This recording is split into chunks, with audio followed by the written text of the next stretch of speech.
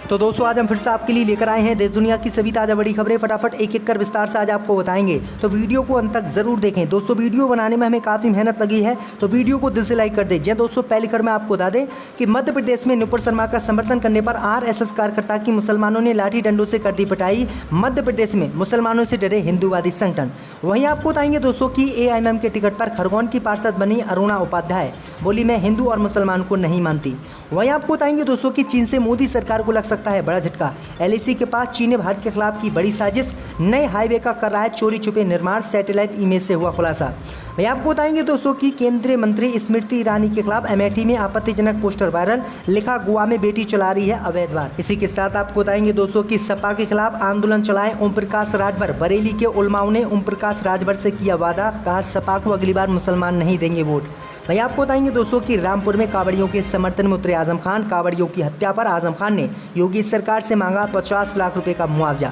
तो दोस्तों सभी खबरों को आपको एक एक कर बताने वाले हैं। वीडियो को लाइक कर चैनल को सब्सक्राइब कर दें और हमें कमेंट करके बताएं कि आपके जिले किस राज्य से हमारी खबरों को देख रहे हैं। इसी बीच पर तो दोस्तों अगली खबर की ओर, तो मध्य प्रदेश में नुपुर शर्मा का समर्थन करने पर RSS कार्यकर्ता के भाई पर मुसलमानों ने किया हमला, बुलाकर लाठी डंडों से पीटा, अस्पताल में भर्ती।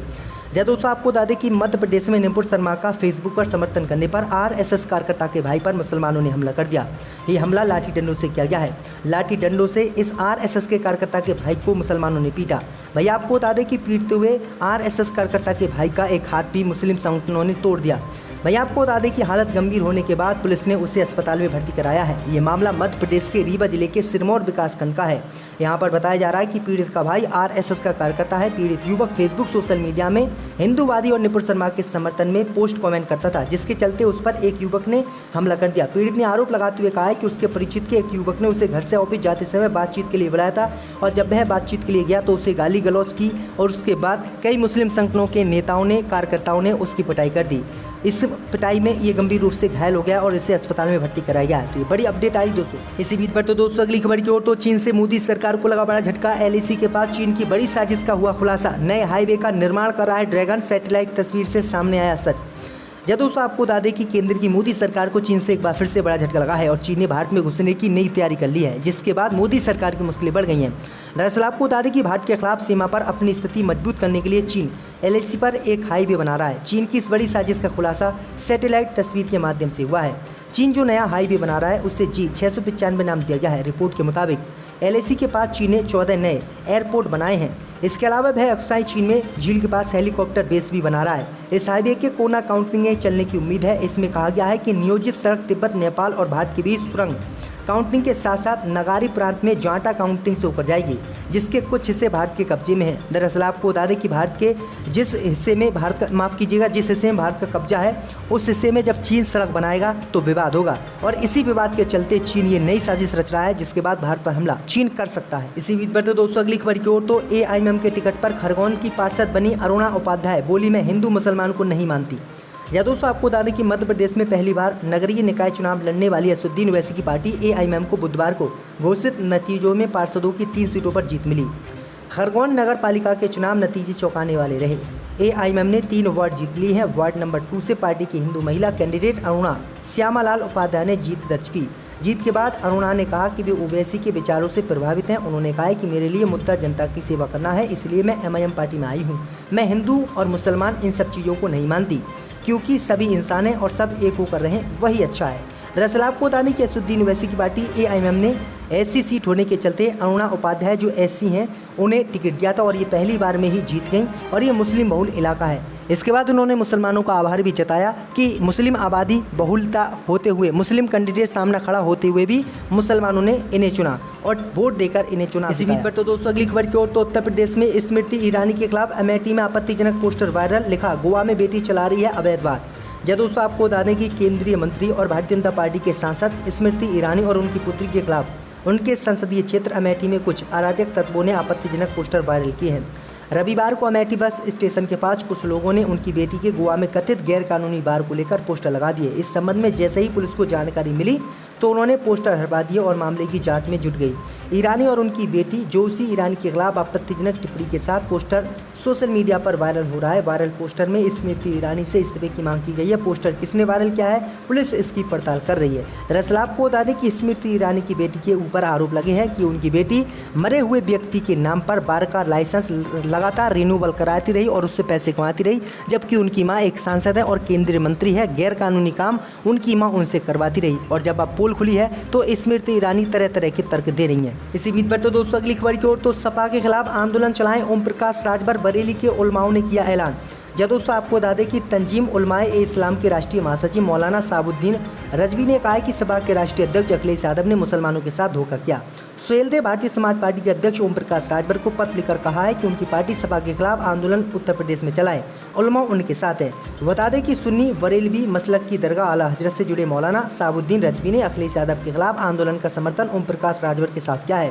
उन्होंने मोहम्मद आजम खान पर भी बोलते हुए कहा कि ये परिवारवाद की बात करते हैं, मुस्लिम कौम की बात नहीं करते हैं। मौलाना ने कहा है कि सपा के खिलाफ आंदोलन में हम राजभर का साथ देंगे। दरअसल आपको बता दें कि यूपी विधानसभा चुनाव ओम प्रकाश राजभर ने समाजवादी पार्टी के साथ गठबंधन में लड़ा था, लेकिन आपको बता दें कि बाद में चुनाव हारने के बाद दोनों के ही बीच नोकझोंक हुई और अब अखिलेश यादव ने साफ तौर पर जो है ओम प्रकाश राजभर से गठबंधन तोड़ने का ऐलान किया। तो इसी के बाद उलमाओं ने ये बड़ा ऐलान किया। अब देखते हैं राजभर उलमाओं की मानते हैं उत्तर प्रदेश में या फिर नहीं। इसी बीच पर तो दोस्तों अगली खबर की ओर, तो रामपुर में कांवड़ियों के समर्थन में उतरे आजम खान, बोले रामपुर में कांवड़ियों की मौत पर सरकार दे 50 लाख रुपए का मुआवजा।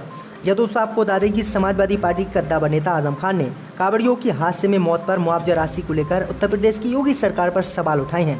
आजम खान ने इस राशि को बढ़ाने की बात कही है। आजम खान ने कहा है कि जब भी किसी मजहब की, धर्म की या धार्मिक लोगों की क्षति होती है, वो किसी के द्वारा हो या किसी भी तरह की हो, जाहिर है हमें उसका अफसोस भी होता है और उसका दिल से दुख भी होता है। आजम खान ने कहा है कि कांवड़ियों की जिस तरह से हत्या रामपुर में हुई है या जिस तरह से उन्हें दुनिया से रुखसत होना पड़ा है, बहुत अफसोसनाक है और दर्दनाक ये घटना है। हम सब के लिए एक सवाल भी बनता है कि धर्म के नाम पर निकले हुए लोगों का सम्मान हमें सबको करना चाहिए। उन्होंने कहा है कि सरकार ने जो कांवड़िए रामपुर में मरे हैं उन्हें 1 लाख रुपए देने का कहा है, लेकिन 1 लाख रुपए बहुत कम है। उत्तर प्रदेश की योगी सरकार को इन कांवड़ियों के परिवारों को 50 लाख रुपए का मुआवजा देना चाहिए और 50 लाख रुपए का मुआवजा केंद्र की मोदी सरकार को देना चाहिए। आजम खान ने योगी सरकार पर सवाल उठाते हुए कहा है कि एक तरफ तो सरकार कांवड़ियों पर हेलीकॉप्टर से पुष्प वर्षा करा रही है और दूसरी तरफ इस हादसे में जान गंवाने वालों को मात्र 1 लाख रुपए मुआवजा दे रही है, जो कि बिल्कुल गलत है और ये अच्छा नहीं है। सरकार सिर्फ दिखावा कर रही है लेकिन असली काम कांवड़ियों का कुछ नहीं कर रही है। इसी बीच पर तो दोस्तों अगली खबर की ओर, तो उत्तर प्रदेश में खुले में नमाज पढ़ने के विरोध में उतरे बाबरी मस्जिद के पक्षकार इकबाल अंसारी, हिंदू संगठनों का जताया आभार। दोस्तों आपको बता दें कि उत्तर प्रदेश में खुले में नमाज पढ़े जाने का मामला खत्म होने का नाम नहीं ले रहा है। लखनऊ से लेकर प्रयागराज, गोरखपुर में खुले में नमाज पढ़े जाने को लेकर पूरे प्रदेश में हिंदूवादी संगठनों में आक्रोश है और वो इसका विरोध कर रहे हैं। राजनीतिक व्यक्तियों से लेकर कई धार्मिक संगठनों से जुड़े लोगों ने खुलकर इसका विरोध किया। इसी कड़ी में अब खबर अयोध्या से, जहां गोरखपुर और प्रयागराज में खुले में नमाज पढ़े जाने को लेकर काफ़ी आक्रोश है। अयोध्या में हिंदू पक्ष के लोगों ने इसका विरोध किया तो वहीं मुस्लिम पक्ष के लोग भी इस पर ऐतराज़ जता रहे हैं। अब बाबरी मस्जिद के पक्षकार रहे इकबाल अंसारी ने खुले में नमाज पढ़े जाने का विरोध किया। उन्होंने कहा है कि जब सरकारी नियम बना दिया गया है तो उस नियम का पालन मुसलमानों को करना चाहिए। साथ ही उन्होंने मुस्लिम समाज के लोगों से अपील की कि ऐसा कोई काम ना करें जिससे कि माहौल ख़राब हो। अंसारी ने कहा है कि भारत में हम रहते हैं और हमें भारत के नियमों का मानना चाहिए। जो सरकारी नियम है और कानून बनाए हैं उसका पालन सभी धर्म के लोगों को करना चाहिए। लोग मस्जिदों में और अपने परिसर के अंदर ही नमाज पढ़ें, सार्वजनिक स्थानों पर नमाज पढ़ने से बचने की ज़रूरत है। तो ये बड़ी अपडेट आ रही दोस्तों। इसी बीच पर तो दोस्तों अगली खबर की ओर, तो दिग्विजय सिंह ने केंद्र सरकार पर बोला हमला, कहा सरकार के पास नहीं बचा है कोई हथियार, जल्दी हवा पानी पर भी लगाएगी जीएसटी।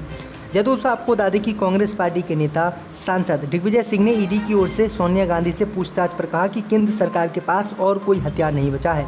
महंगाई, बेरोजगारी बढ़ती जा रही है, रुपया लगातार नीचे गिर रहा है। इसके साथ ही चीन ने भारत की ज़मीन पर कब्जा कर रखा है।